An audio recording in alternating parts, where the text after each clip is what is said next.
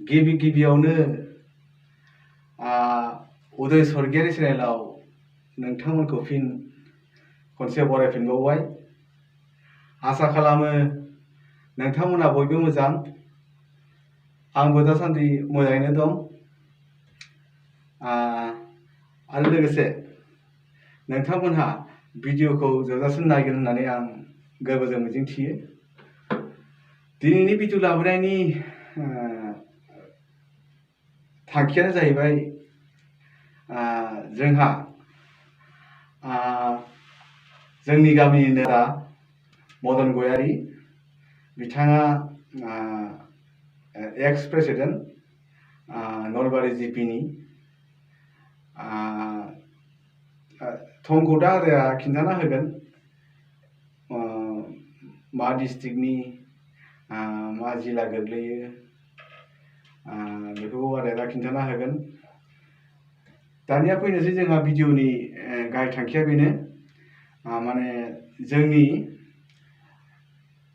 आं एसे बुंखाना होनोसै आरोखि माने जोंनि डिस्ट्रिक्टआ धेमाजि बेनिफ्राय पुलिस स्टेसन गगामुख बेनिफ्राय जोंनिया माने सा नोलोबारि एसामिसाव नलबारि होननानै बुङो। जोंहा आदाया माने मोनसे समाव बे जिपिनिनो जोंनि नोलोबारि जिपिनिनो प्रेसिडेन्टमोन। दा बिथाङा एक्स मासियाव जिरायना दं। दा बिथाङा आंनि स्टुडिअ'आव माने मेथाइ दोंसे बानायफैदों आरोखि। मेथाइआ जोंनि नोलोबारियाव माने लोखि फुजा होयो नालाय, बे लोखि बिमानि मुङै दोंसे मेथाइ जोंहा आदाखौ खननो कमिटि फान्डनिफ्राय खावलायहरनाय लेखा आदाया जा आंनि स्टुडिअ'आव खननो फैदों आरोखि। आदाया जोंहा नैबेनो। दा आदाया मेथाइखौ खननानै माबायदि मोनदों जाबाय, थेवब्लाबो आदाया गोबां नाजादों। आंनि बायदिब्लाथ' मेथाइखौ आं जोबोद मोजां मोनदों। आं मेथाइखौ बानायनानै दा दसे जिरायथ'दों आरोखि। जिरायनायनि गेजेरावनो जों माने रायजोफोरनो एसे फोरमायहरनो होननानै बे भिडिअखौ बानायनाय जादों। जों दा मेथाइखौबो ससे ओरैनो दामना होगोन आरोखि। बेनिफ्राय दा रायजोफ्रा भिडिअखौ नायलांबाय थादो। आदाया फंनैसो बुंनो नागिरदों बे मेथाइ दिहुननायनि सायाव। बयबो भिडिअखौ जोबजासिम नायलांदो। आदाया मा बुङो, माबायदि गोजोननाय मोन्दों, मेथाइखौ माबायदि बैसो एसे जादोंब्लाबो आदाया आंनि थाखायबाथ' जोबोद मोजाङै खनदों। मेथाइआथ' जोबोद मोजां जादों। दा बेनि सोमोन्दैनो आदाया फंनैसो खोथा बुंगोन आरोखि। बयबो खोनासं, अन्नानै बयबो खोनासं रायजोफोर। खुलुमबाय रायजोफोर। आंनि मुङा श्री मदन गयारी, गामियाव गयपुर, पन्चायतआ जाहैबाय Nalbari, post office Nalbari, district Dhemaji, Assam. दा गोजोननाय थाबाय, जोबोद गोजोननाय मोनदों दिनै नोंथांमोननि सेराव उदय स्वर्गियारिया आंखौ सिनायथि होनायजों लोगोसे फंनैसो बुंफोरना होनायनि थाखाय बिथांखौ साबायखर बावबाय। रायजोफोर, आंनि मेथाइ खननायनि उद्देश्यआनो थांखियानो जाहैबाय जोंहा अनेक फोरबो थायो, फुजा फोरबो थायो, बैसागो फोरबो थायो, मागो फोरबो थायो। दा बेफोरबायदि फोरबोनि मेथाइफोरखौ आं जोबोद बानायनो मोजां मोनो। बेखायनो आं मोनफ्रोमबो फोरबोनि मेथाइखौ जुथायनानै लागासिनो दं।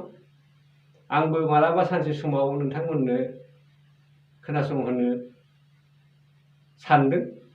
आरो नोंथांमोना इतिमध्ये आंनि फिसौनि मुङाव बा जोनोम साननि मुङाव आं मेथाइ दोंसे खनखांबाय। नोंथांमोना फेसबुकआव नुदों जानो हागौ। दा बेखौ नुनानै रायजोफ्रा आंखौ देग्लाय जोंनि नलबारि जिपिनि, नलबारि हालामनि लोखि फुजानि मुङै आंखौ आर'ज मेथाइ दोंसे लिरनो आरो खननो थिननायलाय आङो फंबाय उदय स्वर्गियारिनि स्टुडिअ'आव फैनानै आं मेथाइआ आंनि लिरनाय बायदिबा मोजां नाथाय खननाया आंनि बैसोआबो एसे जाबाय नालाय गारांफ्रा एसे जायगा जायगा थरायलाङो जायगा जायगा मोजां जायो। मेथाइखौ आसा खालामो नोंथांमोना इयुनाव नोंथांमोननो खोनासंनानै मोजां जायोब्ला आंखौ मिथिहर एबा कमेन्ट हर आरो गाज्रि जायोबाबो आंनो आसि दिन्थि नोंथांमोनखौ खावलायनाय थाबाय। आङो नाजालांगोन बिदिनो मोनफ्रोमबो फोरबोफोरखौ लिरनो। आंनि नुनायाव दासान्दि जोंनि फ्राय माखासे फोरबोफोराव आंनि नुनायाव गुबुन गुबुन माबानि प्लेटफर्मनि मेथाइखौ गुबुन गुबुन प्लेटफर्माव खननाय जायो बा मालाबा बैसागोनिखौ फुजायाव खननाय जायो, फुजानिखौबो बैसागोआव खननाय जायो, मागोनिखौ बहाबा लांनानै खननाय जायो। थिग बेबायदि जायाजासे गावबा गाव मेथाइखौ गावबा गावनि मन्चआव बा गावबा गावनि प्लेटफर्माव खननायोबा जोंनि इयुननि हारिमु आयदाफ्रा गावबा गाव आयदायाव रोखायै बेरखांना थागोन। आं बेखौ माने हास्थायो आरोखि। जोंहा बिदिनो अनेक फोरबो थायो। जोंनि मिथिंफोराव माबायदि खननांगौ, साहित्य सभानि मिथिं जायो, फरायसानि मिथिं जायो, बेफोरनि मेथाइआ बोरै जानांगौ, थिग बेबायदिखौ लानानै आङो जों जोबनाय लोगो लोगोनो आखाइयाव खलम गंसे लानानै सम मोनबा मेथाइफोरखौ लिरनानै दोनो, लिरथुमनानै बेखौनो सम मोनबा खनो।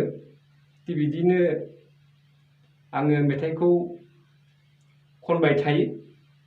मालाबा रायजो राजानि सिगाङावबो खनो। दा देग्लाय आङो बे मेथाइफोरखौ बयबो रायजो राजानो खोनासंहोनो थाखाय नाजाथारो। आसा खालामो आसाम नाङै आं फैगौ जानुवारिनि सिगां आंनि फिसा फिसौ बयनिबो गोजोन हामलायनाय मोनसे गोदान बोसोरनि मेथाइ आङो दिहुननो नाजादों। नोंथांमोन बोर मोनबा निस्सय आं हागोन। आं बेखिनिखौनो बुंनानै नोंथांमोनखौ इयुनाव आंनि मेथाइफोरखौ मोजाङै नायनानै मोजां जानायनि थाखाय हामलायनाय थागोन आरो गाज्रि जायोब्लाबो नोंथांमोना आसि दिन्थिनानै आंनो खोन्थालांगोन होननानै आंनि नोंथांमोननिफ्राय बेखिनिखौ लुबैनाय थाबाय। गोजोन्थों। आच्छा, आं फंसे खोथा सोंबावनो लुबैदों। बे मेथाइआथ' जेनेबा जोंना लोक्षि बिमानि मुङै बानाय जादों आरोखि ना। बेवहाय मा बेरखांदों, बे मेथाइनि गेजेरजों मा बेरखांहोदों आदाया, बेखौ एसे बुंबा मोजां गिबियाव जोंनि गामियारि ओनसोलाव फंफ्रोमबो बाथ्राया बुङो जे बिमा लोक्षि बे बिमाया जोंखौ माबोरै जाहोयो लोंहोयो। दा बेहाय आङो गिबियावनो बुंदों बिमा लोक्षिया जोंनि जेरावबो जेरैबो रांनिफ्राय, माइनिफ्राय, फिथाइ सामथाइनिफ्राय गासैयावबो हाबफानानै थायो। बेखौ लानानै आङो मेथाइखौ खननाय जादों। बयनिबो न'खराव माइनि बाख्रियाव माइ जानानै थाथों, रांनि बाख्रियाव रां थाथों, बारियाव फिथाइ बिबार बिलाइ जानानै बुंनानै थाथों।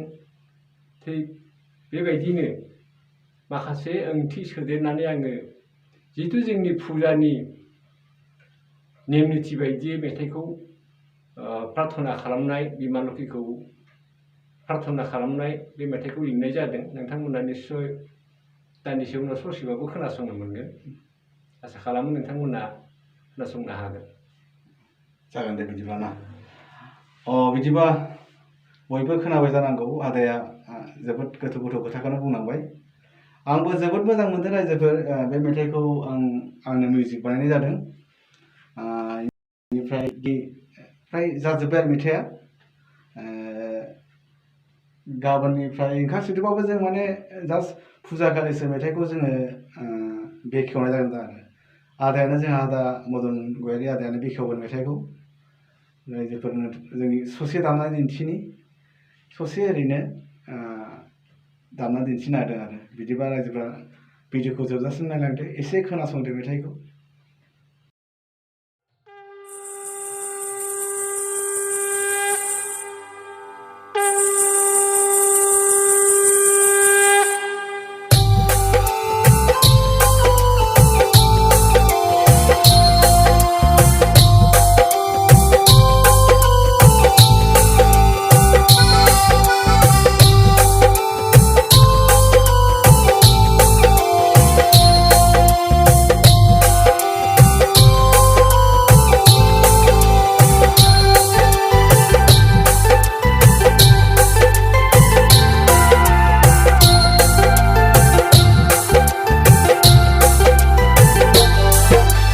जय जय जय आई बीमा लक्ष्मी जय जय जय जय आई बीमा लक्ष्मी जय हे आई बीमा लक्ष्मी थायो नों बयबो जिबिखौ अनना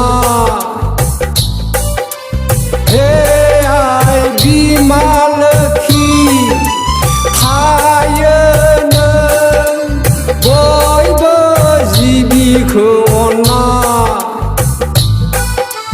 गोजा गोसोम गोमो गुफुर बायदि महर लाना जाहो लोंहो जोंखौ फोथांना फुजियो जों अराय फुं मोनाबिलि। बिदिब्ला भिडिअखौ दिनै एसेयावनो दोनथ'नोसै जोबनायाव फिन खनसेबाव आंनि गोसो गोरबोनिफ्राय गोजोन हामलायनायखौ नोंथांमोननिसिम